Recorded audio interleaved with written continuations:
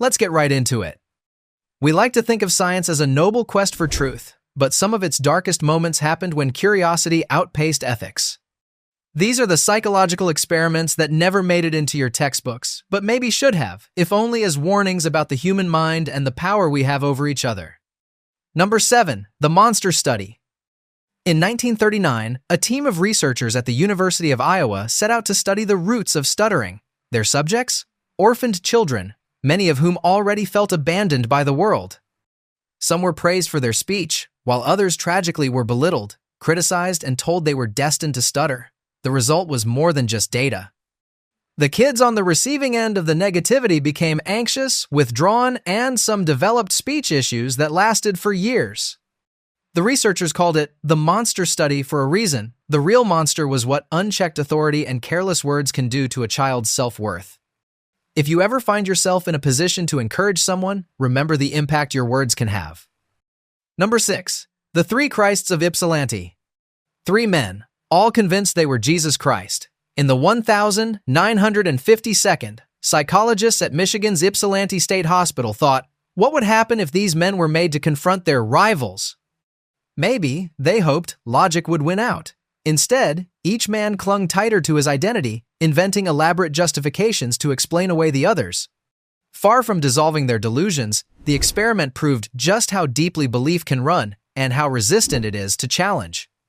The experiment became less about breaking delusion and more about the limits of persuasion and the pain of self-doubt. The next time you find yourself disagreeing with someone's core beliefs, remember, it's not always as simple as presenting the facts. Number 5. The David Reimer case. Imagine being born in the 1962nd in Canada, a healthy twin until a circumcision accident leaves you without a functional penis. For David Reimer, this one tragic moment would launch him into an experiment that would haunt him for life.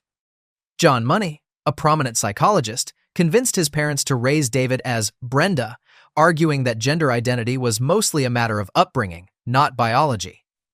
Brenda wore dresses, played with dolls, and went to therapy, yet never felt like a girl. The confusion, anxiety, and sense of alienation grew with every year. As David entered his teens, he rebelled against the imposed identity. Eventually, the truth came out. David chose to live as a male, but the scars, emotional and psychological, ran deep.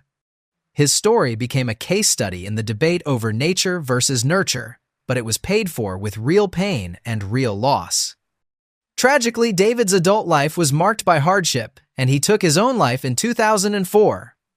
What's truly chilling about this story isn't just the science gone wrong, it's how confidently experts can be, even when they're wrong, and how little control we sometimes have over the forces shaping our identities. David's legacy is a reminder that the science of being human is as much about listening as it is about testing. So, whenever you're tempted to put people in boxes, remember how hard it is to rewrite a person's sense of self. Number 4. The Pit of Despair. It sounds like the title of a horror movie, but it was a real series of experiments in the 1972nd. Psychologist Harry Harlow, famous for his work with monkeys and maternal bonding, wanted to study depression. His approach? Isolate baby monkeys in a steel pit for weeks, no contact, no comfort, nothing. The results were devastating. The monkeys quickly became withdrawn, hopeless, and showed signs of deep psychological distress. Many never recovered. The Pit of Despair revealed the profound need for social connection, but at a terrible cost. The legacy of these experiments is a stark reminder of how far scientists once went in pursuit of answers and the suffering left behind. When you see someone isolated, remember how much a simple connection can matter. Number 3. The Stanford Prison Experiment. Imagine volunteering for a psychology study, expecting some extra cash and a few stories to tell. Instead, you find yourself locked in a basement, wearing a smock, and assigned the role of prisoner. The other volunteers, your peers, are now your guards. In 1971, Philip Zimbardo's Stanford prison experiment spiraled out of control in less than a week. Guards became cruel, inventing punishments and psychological games. Prisoners rebelled, broke down emotionally, and some even begged to leave. The lines between role and self blurred quickly. Zimbardo himself, as the superintendent, got caught up in the drama. The experiment, meant to last 2 weeks, was shut down after just 6 days because the situation became dangerously real. What began as a simulation turned into a study of just how quickly ordinary people can transform in response to authority, power, and group dynamics. The Stanford prison experiment is still debated today, its methods, its ethics, and its meaning. But its core lesson is sobering. Put good people in a toxic environment, and even they can act in ways they never imagined. So, next time you feel yourself swept up by a group or a role, take a step back and check where the real you is hiding. Number 2. The Little Albert Experiment. Could you make a baby afraid of something he once loved? In 1920, psychologist John B. Watson set out to find out by introducing little Albert to a white rat, then pairing the animal with a loud, terrifying noise. Soon, Albert began to fear not just the rat, but anything white and furry. The experiment left him anxious and afraid, and it's unclear whether those fears ever went away.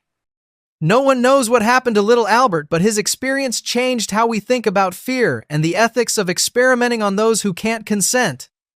The Little Albert experiment forced psychology to ask hard questions about consent, compassion, and the roots of our deepest emotions. When you notice a fear that doesn't quite make sense, take a moment to wonder where it might have come from. Number 1. The Milgram Obedience Study. You're told to administer electric shocks to a stranger in another room every time they get an answer wrong. The voltage goes up each time. The person screams, begs, then falls silent. Would you stop? Or would you obey? In 1961, psychologist Stanley Milgram set out to test the limits of obedience. He recruited volunteers, put them in the teacher seat, and had an actor in the learner seat. A man in a lab coat urged the teachers to keep going, no matter how much the learner protested. Shockingly, literally most participants kept going, delivering what they thought were dangerous, even deadly, shocks, just because an authority figure told them to.